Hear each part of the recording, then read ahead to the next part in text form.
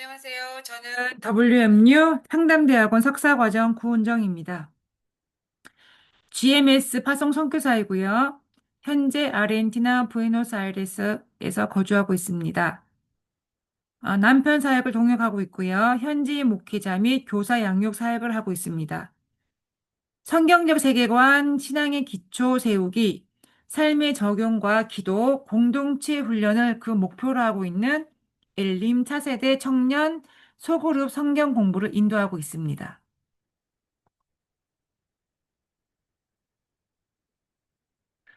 누가복음을 주제로 한 성경 공부의 목적으로 이방인들을 대상으로 기록된 누가복음을 통해 예수님께서 우리에게 찾아오신 사랑과 구원의 행적을 다시 기억하고 이를 통해 우리가 속한 소그룹 구성원들이 믿음을 바르게 세우고 복음 중심의 신앙을 회복하기 위함입니다.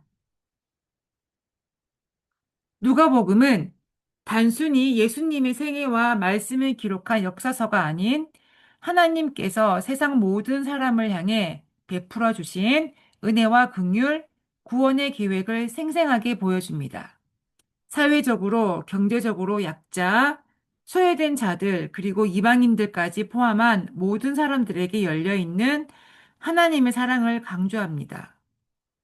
자신과 주변을 향한 하나님의 사랑과 섭리를 깨닫도록 합니다. 그리고 예수님의 행적과 가르침을 구체적으로 배우며 삶 속에서 실천할 수 있는 믿음의 토대를 세우고자 합니다. 단순히 지식이나 이해가 아닌 복음을 삶 속에서 경험하고 적용하는 진행형 믿음을 회복하도록 합니다.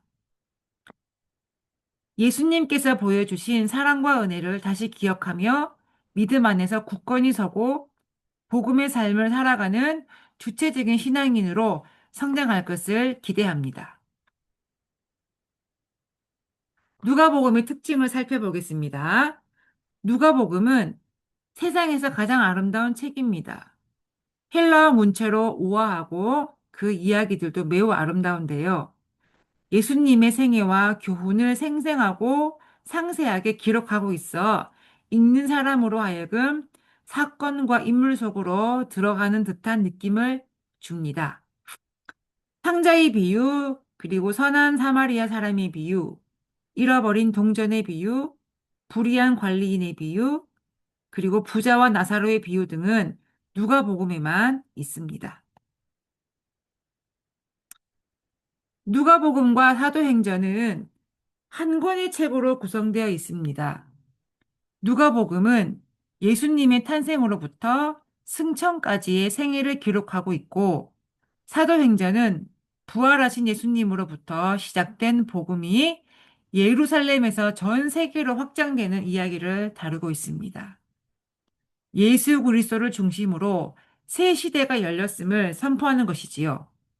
이 시대는 특히 세상에서 소외된 사람들이 하나님의 은혜 속에서 회복되고 하나님의 백성이 되는 은혜의 시대임을 보여줍니다. 누가복음의 저자는 전통적으로 의사 누가로 알려져 있습니다. 누가의 의미는 빛나다이라는 의미이고요. 우리 구절, 위 섹션스 내증을 통해 기록자가 바울의 선교 여행에 실제로 동행했음을 나타내어 줍니다. 여러 바울의 동역자 중에 누가만이 모든 조건에 부합하고 기록 능력과 교육 수준까지 고려했을 때 저자로 결론 지을 수 있습니다. 그리고 누가복음의 수신지는 아가야로 보는 것이 가장 가능성이 높습니다. 이것은 누가가 바울의 사역을 통해 복음화된 이방인 교회들을 대상으로 기록했음을 보여주고 있습니다. 참고로 아가야는 지금의 그리스 중북부와 펠로폰네소스 반도의 북부 일부에 해당합니다.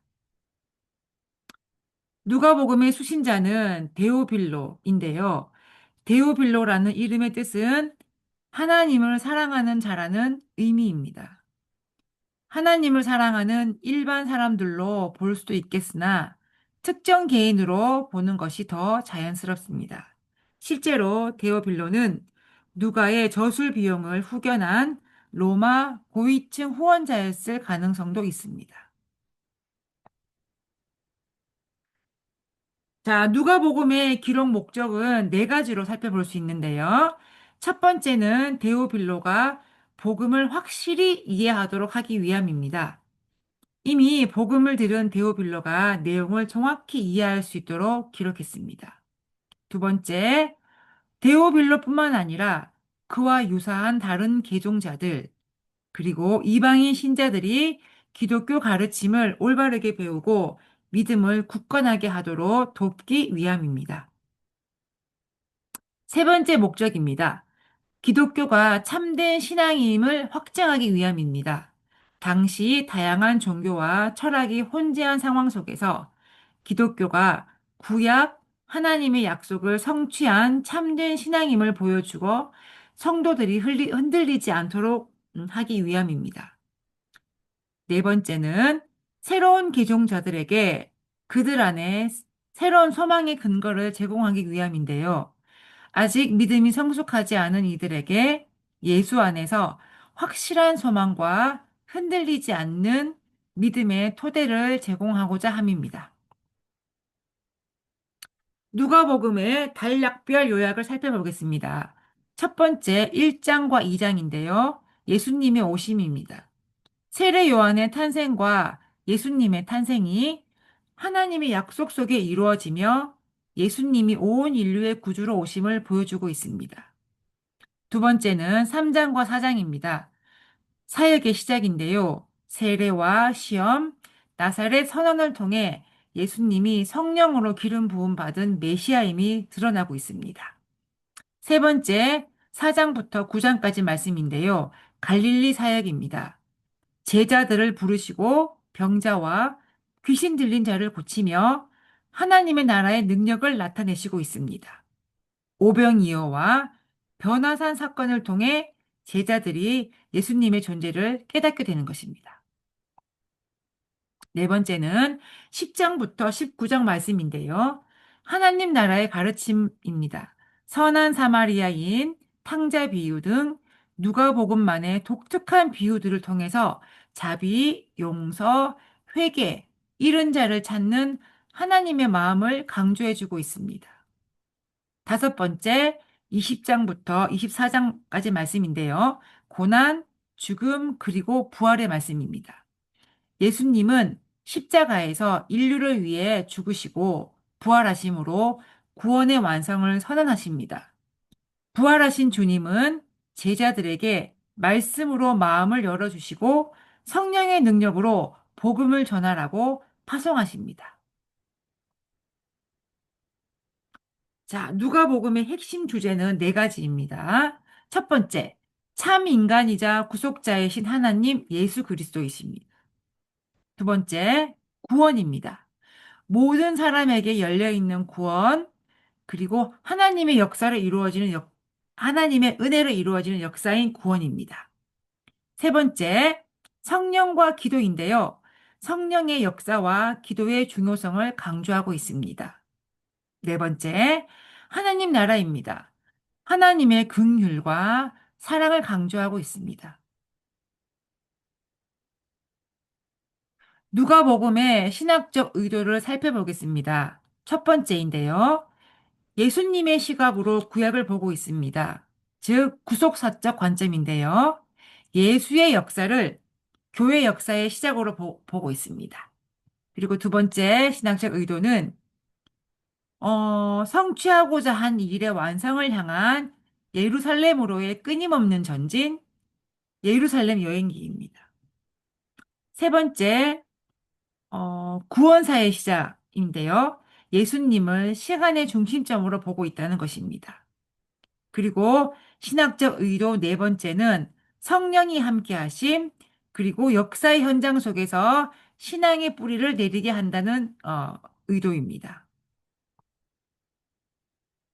그리고 누가복음의 공헌을 살펴보면요. 세례 요한의 탄생부터 예수님의 승천을 나타내고 있습니다. 그리스도의 삶에 대한 역사적인 개관을 하고 있고요. 두 번째, 구약의 약속이 예수 안에서 성취되는 언약의 성취를 나타내는 점입니다. 그리고 세 번째는 행위가 아닌 은혜로 인한 믿음, 은혜 중심 구원론을 나타내고 있습니다.